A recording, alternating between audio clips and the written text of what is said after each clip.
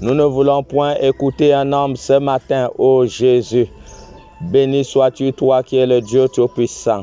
Gloire et honneur est à toi. Au nom puissant de Jésus-Christ que nous avons prié. Est-ce que tout le monde peut dire Amen, Amen? Amen. On acclame encore pour Jésus. On acclame pour Jésus. Alléluia. Amen. Ok, nous allons entrer dans des moments de la parole de Dieu. Nous allons entrer dans le moment de la parole de Dieu.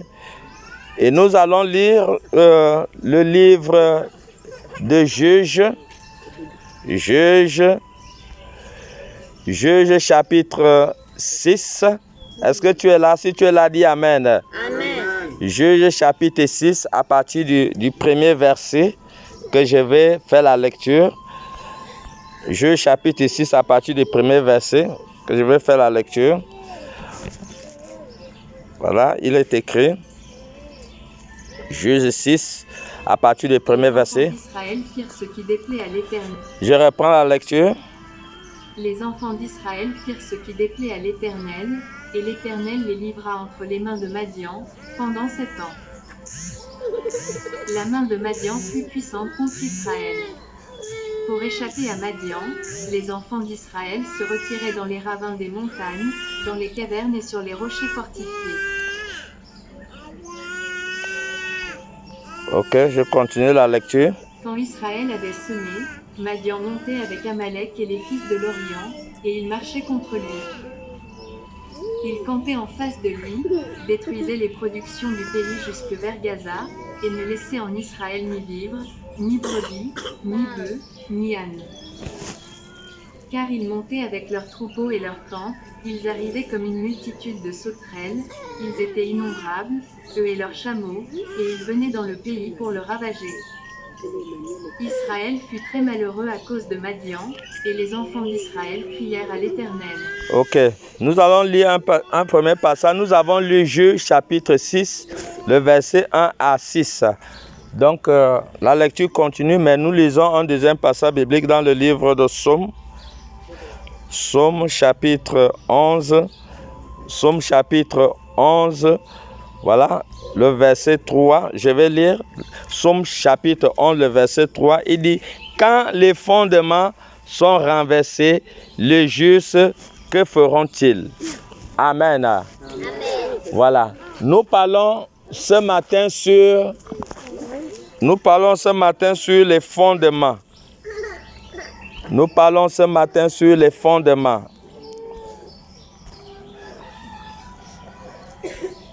Nous parlons ce matin sur les fondements. La Bible dit que Israël, dans Juges 6, 1, il dit ici que les enfants d'Israël firent ce qui déplaît à l'Éternel, et l'Éternel les livra entre les mains des Madians pendant 7 ans. Voilà. On dit ici que la main des Madians fut puissante contre Israël. Pour échapper à Madian, les enfants d'Israël se retirèrent dans les ravins des montagnes, dans les cavernes et sur les rochers fortifiés. Donc, regardons un peu cette histoire ce matin. La Bible nous dit que le peuple d'Israël avait fait des choses qui ont offensé leur Dieu. Ils ont posé des actes qui ont offensé Dieu, et Dieu les a livrés entre les mains des mendiants, des Madianites, pendant 7 ans. La parole de Dieu nous dit que lorsque Israël avait sémé, les Madianites venaient détruire tout ce qu'ils avaient fait comme semence. La parole de Dieu nous fait comprendre que le peuple d'Israël était devenu très malheureux. Ils étaient très malheureux à cause de la situation qui faisait face à eux. Et nous pouvons nous poser la question ce matin, qu'est-ce qui dérangeait exactement ce peuple? Qu'est-ce qui n'allait pas dans la vie de ce peuple? Vous allez voir que dans la vie de ce peuple, il y avait un problème. Le problème, c'était quoi? Le problème était que, de un, ils ont offensé Dieu. De deux, le père de Gédéon avait bâti un autel. Il avait bâti un autel et à cause de cela, ils ont commencé à expérimenter une souffrance. Ils ont commencé à expérimenter vraiment des douleurs. Ils étaient devenus très, très malheureux. À cause de quoi? À cause de la souffrance qu'ils faisaient face à eux. Si nous voyons bien dans cette situation, vous verrez qu'il y avait un problème de fondement. Parce que Somme 11.3 nous a dit que quand les fondements sont renversés, les justes ne peuvent plus rien. Il y avait un problème de fondement dans cette famille. Donc, à chaque moment que, peu importe les efforts dans une famille, vous êtes dans une famille, peu importe les efforts que vous pouvez faire pour vous en sortir dans la vie, ça ne serait pas facile pour vous. Pourquoi? Parce que la fondation déjà de votre famille a déjà un problème. Quand la fondation de la famille a déjà un problème, vraiment, il est très difficile qu'aucune personne dans cette maison, aucune personne dans cette famille puisse réussir. Et c'est pour cela que vous verrez aujourd'hui beaucoup de familles. Vous allez voir que dans cette famille, dans certaines familles, il y a personne qui est arrivé même en troisième ou en seconde ou à l'université. Vous allez voir que dans certaines familles, il y a personne qui évolue. Et des enfants qui sont dans cette famille, ils ont fait des efforts pour pouvoir s'en sortir, mais ça ne va pas. Vous voyez? Quand nous constatons ce genre de phénomène, nous devons savoir qu'il y a un problème de fondement. Parce que si déjà tu sors d'une famille où il y a un problème de fondement, vous ne pouvez pas réussir. Ça serait difficile que vous puissiez réussir. Pourquoi? Parce qu'il y a déjà un problème de fondation.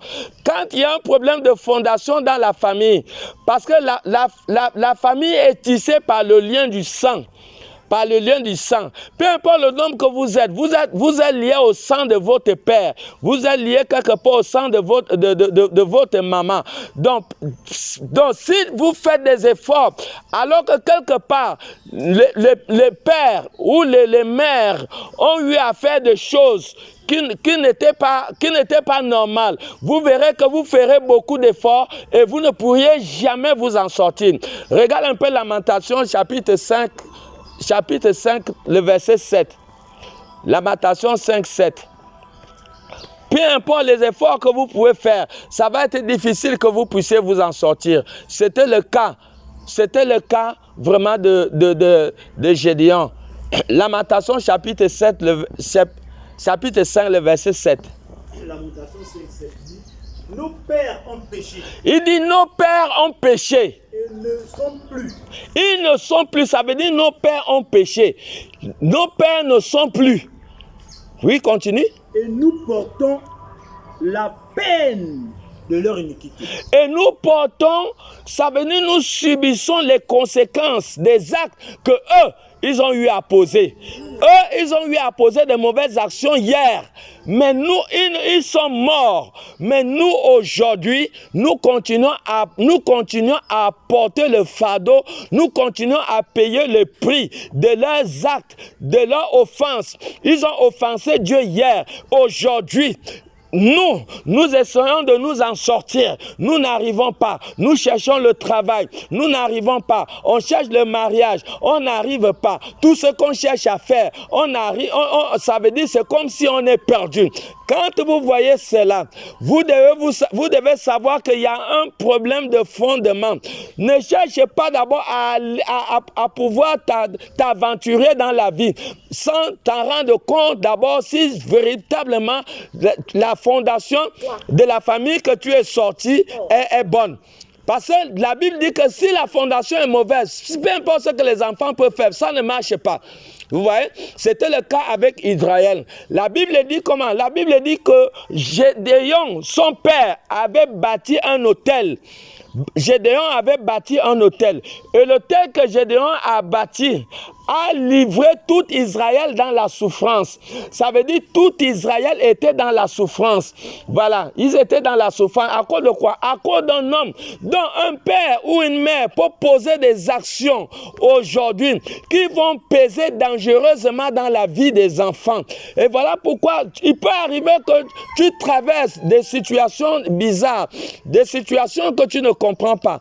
À un moment, il faut t'asseoir et te poser beaucoup de questions. Chercher à connaître d'abord quelle a été la vie de ton père, la vie de ta mère. Quels sont l'ensemble des actions qu'ils ont eu à poser dans leur vie. Ce sont des choses qu'il ne faut pas négliger. Parce que leurs actions peuvent peser dans ta vie. Tu peux vivre et commencer à avancer en âge sans pouvoir atteindre certaines réalités dans ta vie. Et vous voyez, c'est ce qui fait que beaucoup de personnes vivent avec des soucis, ils vivent étant nerveux, étant dépassés par rapport à la situation, de leur vie, sans savoir exactement ce qui ne va pas au-dedans de leur vie. Est-ce que nous voyons? Donc, tant que la fondation est mauvaise, tout ce que la famille peut faire, ça ne pourra pas marcher. Ça ne pourra pas marcher. Donc, comprenons qu'il est important de comprendre que tant que les fétiches que les pères ou les mères ont pratiqués, tant que cette idole est là, tant que ces choses sont pratiquées, tant que ces choses sont pratiquées, tu vis avec une famille, peut-être ta mère ou ton père, ils sont dans ces pratiques, ils pratiquent ces choses. Vous vivez dans le même village, vous vivez peut-être dans le même lieu, vous vivez peut-être dans la même maison. Au fur et à mesure que ton père ou ta mère ou quelqu'un dans la famille pratique ces choses, et qu'il y a une idole, il y a un fétiche, il y a quelque chose qui est là, je vous assure que tout ce que vous pouvez faire, ça ne marche pas, ça ne marcherait pas. Et c'est pour cela que Dieu n'a pas pu intervenir dans la vie de ce peuple. Dieu n'a pas pu intervenir dans la vie de ce peuple à cause de deux choses. Premièrement, parce que Israël avait offensé Dieu. Regardez, on dit ici que Israël a offensé Dieu. Et pourtant, quand on regarde bien, ce n'est pas Israël, ce n'est pas tout Israël qui a offensé Dieu. C'est une seule personne qui a offensé Dieu, le père de Gédéon. Et vous verrez que dans des familles, ceux qui sont l'auteur d'un fétiche, vous verrez que c'est cette personne seule qui progresse. Seule cette personne qui progresse, celui qui est le père, l'auteur des fétiches, et il embrigade toute la famille dans ces fétiches. Amen. Si tu veux aller à l'église, il te dit, je ne veux pas voir les affaires des églises dans ma maison. Tu veux faire la prière, il dit, je ne veux pas voir les affaires de prière dans ma maison. Mais attends, papa, même partout, on a donné le libre culte à tout un chacun, dans toutes les nations. Même à l'époque de Constantin, on a donné le libre arbitre que chacun doit servir son Dieu. Voilà. Mais vous allez voir des familles qui vont dire non, je ne veux pas. Il ne faut pas aller dans l'église de réveil. Parce qu'ils savent que si tu pars dans l'église de réveil, tu vas te réveiller et tu vas découvrir les choses qu'ils font dans le plan mystique. Voilà. Est-ce que nous comprenons? Voilà. Donc voilà pourquoi vous verrez qu'il y a des familles où on va te dire ne faut pas prier, il ne faut pas faire certaines choses. Pourquoi?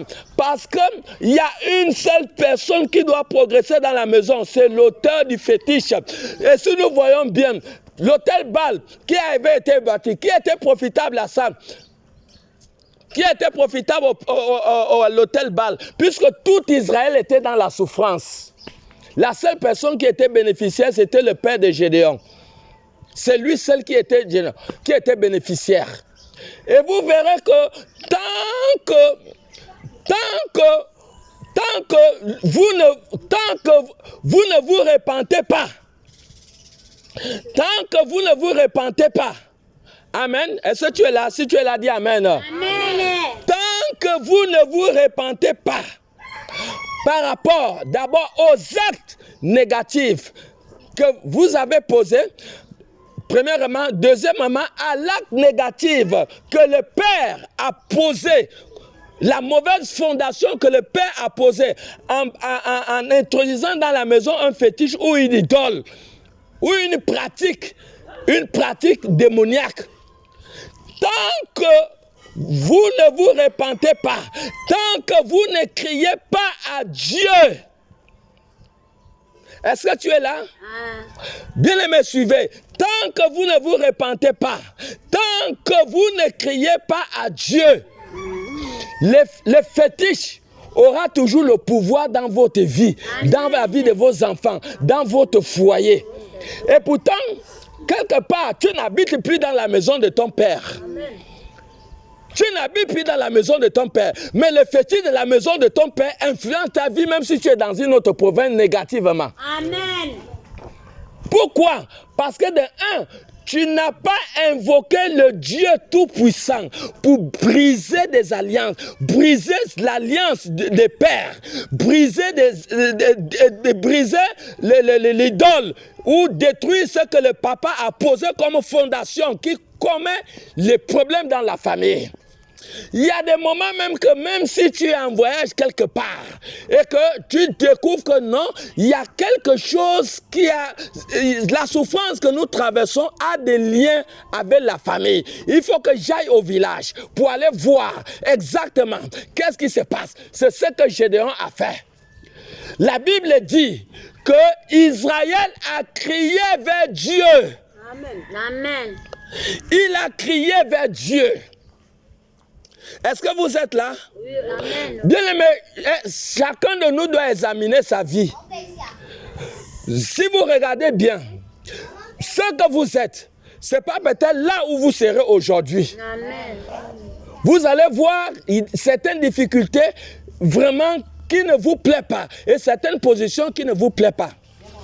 Je vous dis dans le nom de Jésus-Christ qu'en montant descend, les liens familiaux, les fondations où nous sommes quittés ont des liens avec certaines difficultés que beaucoup de gens traversent aujourd'hui. Amen.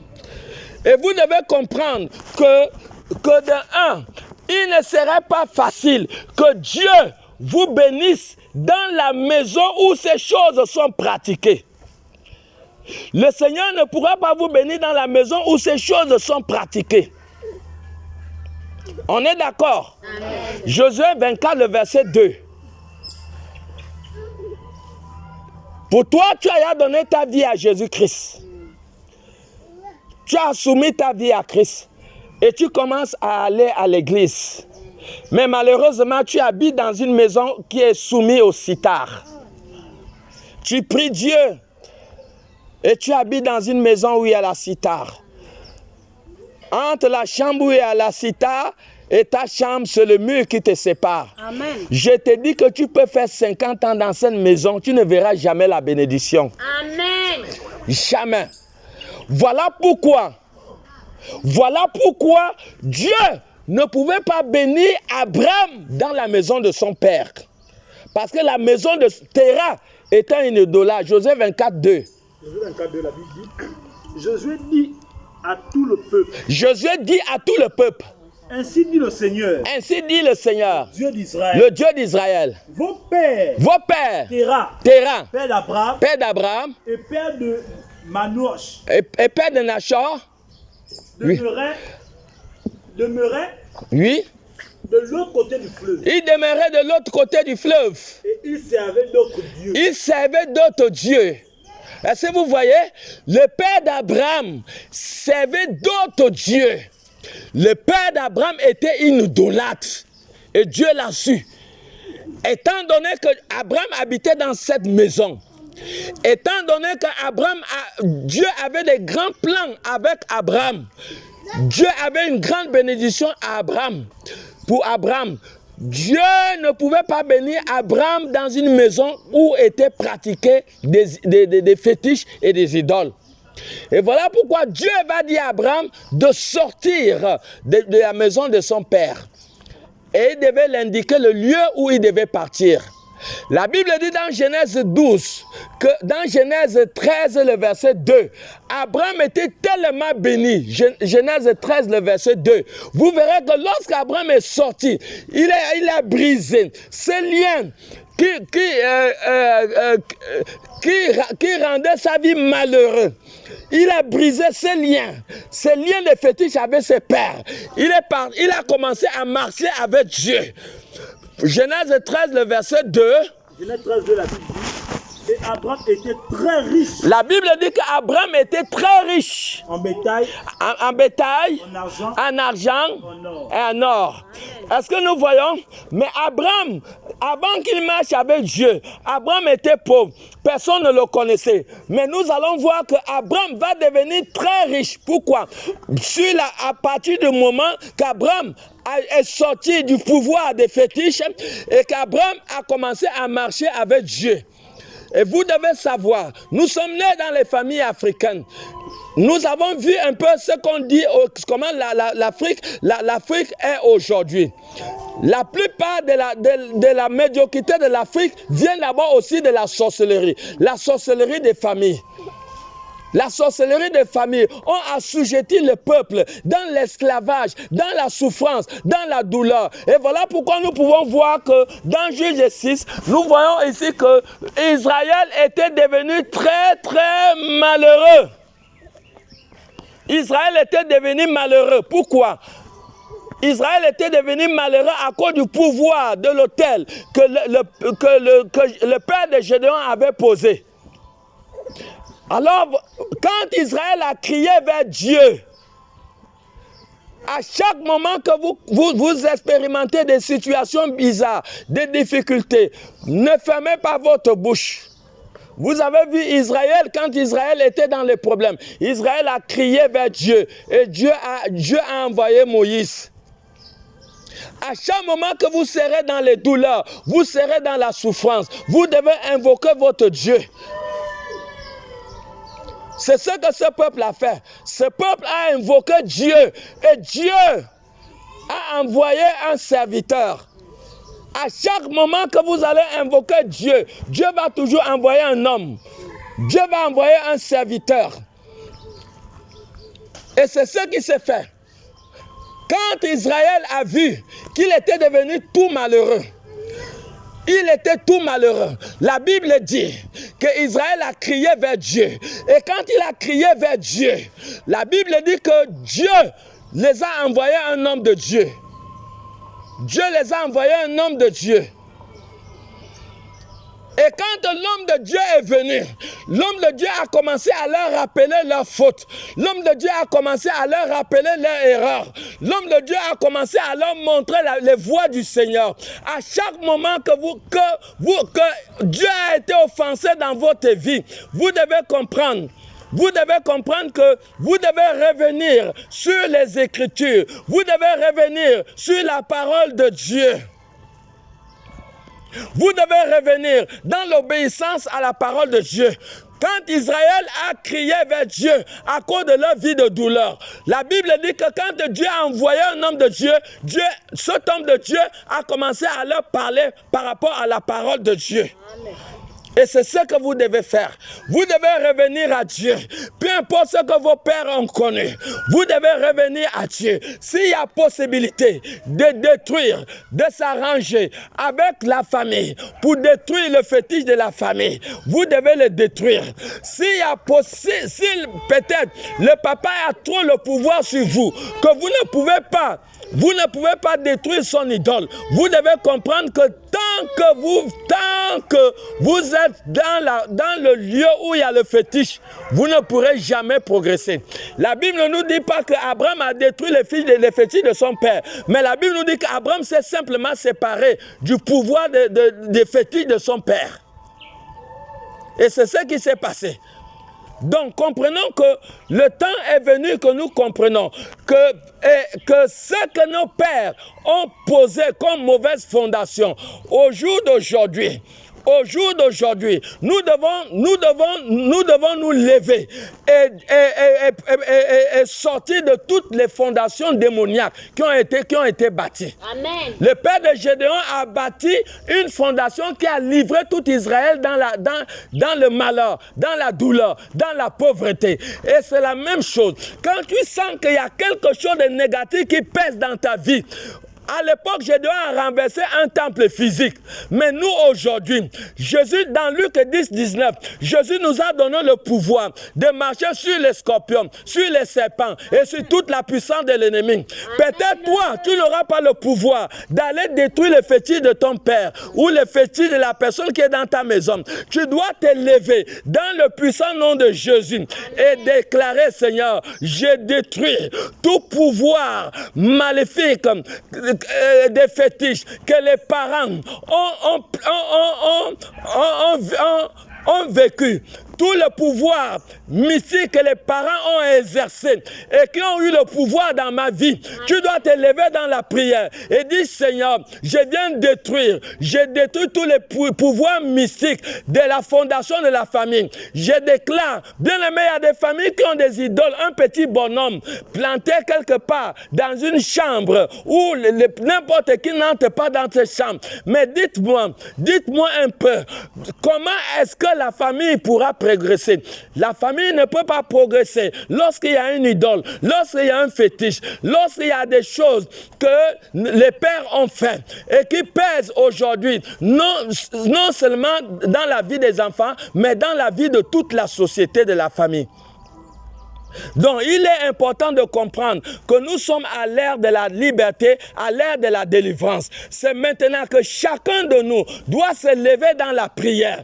Il faut se lever dans la prière, renverser toutes les mauvaises fondations, renverser tout ce que les pères ont bâti, tout ce que les mères ont bâti, les mauvaises fondations par lesquelles nous sommes sortis, les renverser par la puissance, par le pouvoir de la parole.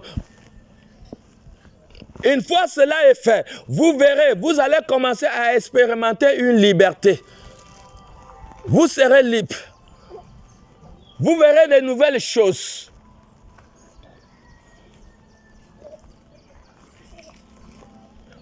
Vous verrez que vous aurez le pouvoir sur vos ennemis. Ceux qui vous menaient hier. La sorcellerie qui vous dominait hier, ils n'auront plus le pouvoir sur vous. Vous allez voir des choses vont commencer à marcher. La Bible dit que lorsque Gédéon a renversé l'autel Baal de son père, ce Dieu lui-même s'est levé contre les Madianites, contre les Amalek, les Amalécites, contre les Bédouins de l'Ouest. Dieu s'est levé avec 300 personnes. Et Gédéon a pu vaincre tous ces trois peuples avec 300 personnes seulement. Lorsque vous avez été assujetti à un pouvoir, à une puissance démoniaque qui était liée à la famille, vous devez vous lever dans la prière. Il faut se lever dans la prière pour détruire tout pouvoir démoniaque, toute puissance des ténèbres qui ont affecté votre vie. Et ce n'est que par là que vous serez libre. Ce n'est que par là que vous serez libérés par cette puissance. Mais si vous ne criez pas, Dieu ne pourra pas envoyer un homme de Dieu. Si Israël ne criait pas, Dieu ne pouvait pas envoyer un homme de Dieu. Israël a crié. C'est le cri d'Israël qui a fait que Dieu envoie un homme et que l'homme de Dieu commence à leur rappeler leurs erreurs, commence à leur rappeler leurs fautes. Et le temps est venu que nous puissions comprendre ces choses. Nous devons comprendre ces choses. Si nous ne nous levons pas, si nous ne nous battons pas, nous allons voir, vous remarquerez que les mêmes souffrances que les pères ont subies. Si le papa était quelqu'un qui était ivrogne, qui allait dans le temple de Musungu toute sa vie, vous allez voir les mêmes choses. Vous verrez les mêmes choses dans la vie des enfants. Vous verrez les mêmes choses dans la vie des enfants. Vous verrez que les enfants aussi vont commencer à emboîter les mêmes pas. Et les petits-enfants aussi vont commencer à emboîter les mêmes pas. Pourquoi? Parce qu'ils sont liés à une mauvaise fondation. Amen. Et c'est ce qu'il faut éviter. Et c'est ce qui fait qu'aujourd'hui, les gens sont nés avec des étoiles. Beaucoup sont nés avec des étoiles. Ils ne savent même pas de quel sens il faut se vouer. Vous pensez que vos vies vont changer sans que vous ne vous révoltez? Je vous dis que vous-même, vous n'avez jamais vu dans des familles quelqu'un qui est le père, qui a établi par exemple le bouti ou une initiation, quelque chose dans la maison, vous ne remarquez pas que c'est cette personne seule qui progresse? C'est cette personne seule qui progresse. Tous les autres, leur vie est un peu bizarre. Oui. Vous voyez? Regardez. Vous pensez, Dieu n'a créé personne médiocre. Non, Dieu n'a créé personne médiocre. Mais regarde, je sais pas si c'est le verset 10. On dit Israël est devenu malheureux. Les gens sont devenus malheureux. Pourquoi? Étant donné que Dieu n'a créé personne malheureux ni pauvre. Ça veut dire que si nous nous rendons compte que nous sommes en train d'avancer en âge et que ce sont les autres qui progressent, nous on ne progresse pas. Et vous sentez qu'il y a des choses que vous n'arrivez pas à expliquer dans votre vie, ça veut dire qu'il y a quelque chose qui ne va pas. Vous voyez, Juge 6, je ne sais pas le verset 10, où Israël était devenu tout malheureux, c'est un peu de lire. Est-ce que nous voyons? Donc beaucoup sont nés avec des étoiles. Papa, beaucoup sont nés avec des étoiles. Oui, tu es là, Juge 6. Oui. Je vous ai dit. Je vous ai dit. Je suis le Seigneur de votre Dieu. Je suis le Seigneur, le Dieu. Regarde un peu plus où Israël est devenu plus malheureux. Donc, les gens sont devenus malheureux, pas parce qu'ils le voulaient. Est-ce qu'on comprend? Amen. Pas parce qu'ils le voulaient, mais parce qu'ils sont assujettis à un pouvoir. Parce qu'ils sont assujettis à un pouvoir qui ne comprennent pas.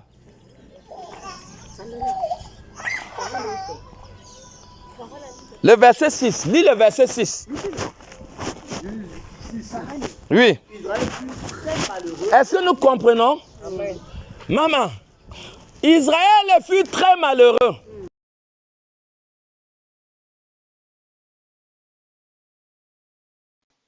Il était malheureux à cause de... Continuez la lecture, très malheureux. Israël fut très malheureux à cause des mendiants. À cause de l'ennemi qui les persécutait. Amen. Amen. L'ennemi qui les persécutait. Vous faites un petit commerce. Votre mari vous a donné un fonds de commerce de faire une chose. Vous avez fait une table. Mais en un tic-tac, les enfants sont tombés malades et tout l'argent que vous prévoyez faire un petit business, tout est parti. Vous ne comprenez rien. Ce sont des choses comme ça qui arrivent. Maman, vous allez voir dans des familles où le 15, le 17 ou le 9, personne... Quand c'est le 25, c'est la fin du mois, vous allez voir tout le monde est malade. Le petit argent que tu as reçu à la fin du mois, tu vas le dépenser dans des hôpitaux. Et quand l'argent est fini, tout le monde est guéri. Je vous assure que vous verrez des situations comme ça. Vous allez voir que l'argent que vous pouvez faire une affaire, tout cet argent va dans la maladie. Ça va dans le comprimé, de année à année. Est-ce que Dieu a créé qui malade? Dieu n'a créé personne malade. Il y a des maladies qui sont des maladies qui sont...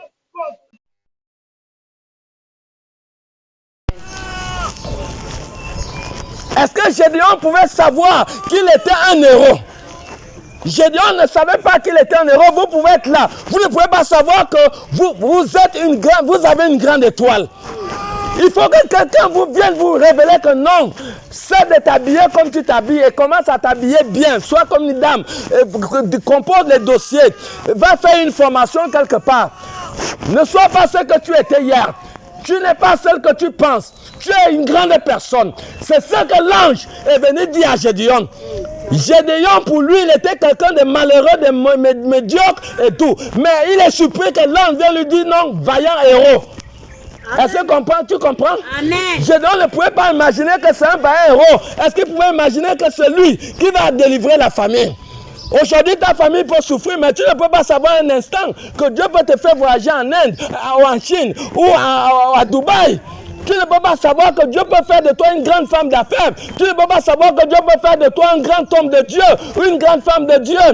Pour toi, tu te dis, bon, je suis dans un lieu, c'est comme ça que Dieu m'a créé. Dieu ne t'a pas créé comme ça. Que quelqu'un dit, Dieu ne m'a pas créé comme ça. Dieu ne m'a pas créé comme ça. Amen. Est-ce que nous voyons jusqu'à ce que Gédéon a compris qu'il était un héros?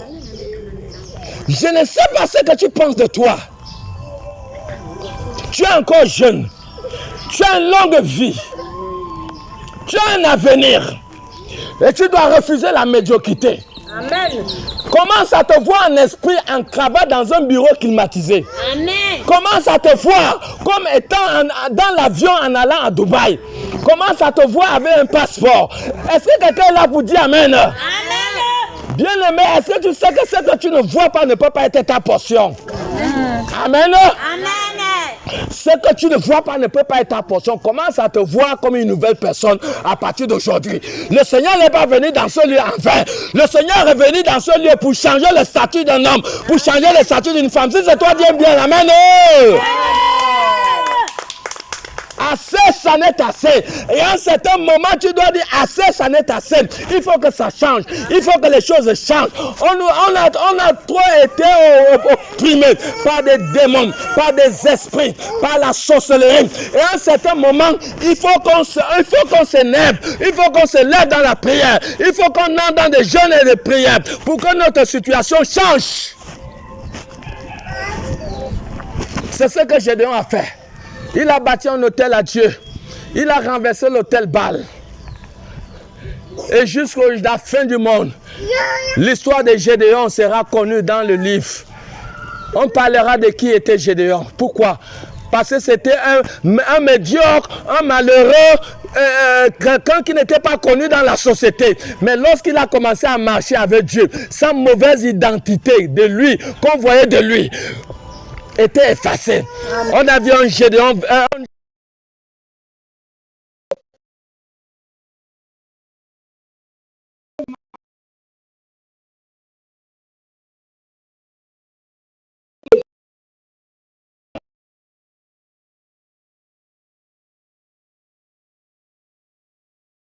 Utilisé pour la rendre libre. Et le temps et l'heure de la liberté est arrivé. L'heure de la liberté de nos enfants est arrivée. L'heure de la liberté de nos destinées est arrivée.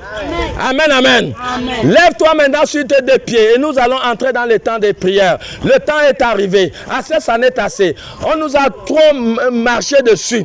On nous a trop marché dessus. On a manipulé nos vies, nos étoiles. Mais l'heure est venue pour que nous puissions récupérer ce que l'ennemi a détruit dans nos vies.